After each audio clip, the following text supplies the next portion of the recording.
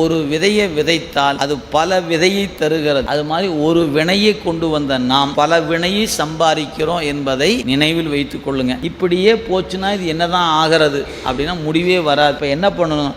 விதையை பூரா வறுத்து எடுத்துட்டோம்னா முளைச்சு வராது. அந்த விதையை வறுக்கிற வித்தையைத்தான் குருநாதன் செய்கிறான். இந்த உயிர் இனி பிறவிக்கு உட்படக்கூடாது என்பதற்காக நம்முடைய சஞ்சித வினையை கேபிட்டல் அப்படிங்கிற நம்முடைய குடோனில் நம்ம கணக்கில் இருக்கிற வினையை பூரா மொத்தமாக தீய வச்சு கொளுத்திடுவான். பாவமும் போயிடும், புண்ணியமும் போயிடும். புண்ணியத்துக்கு நிறுத்தி வச்சு அதுக்கு ஒரு பிறப்பெடுக்கணும். அதனால் மொத்த வினையும் தீக்கையில் போயிடும். அப்போ கொண்டு வந்த வினை எதுவோ அதுதான் இருக்கும். அது உடம்பு இருக்க வரைக்கும் இருந்து தான் தீரும். அந்த உடம்போடு இருக்கிற காலத்தில் எது நடந்தாலும் திருவருள் திருவருள் சிவம் சிவம் அப்படின்னு நினச்சி நான் கடந்து போனேன்னா என் கணக்கில் வினையே ஏறாது.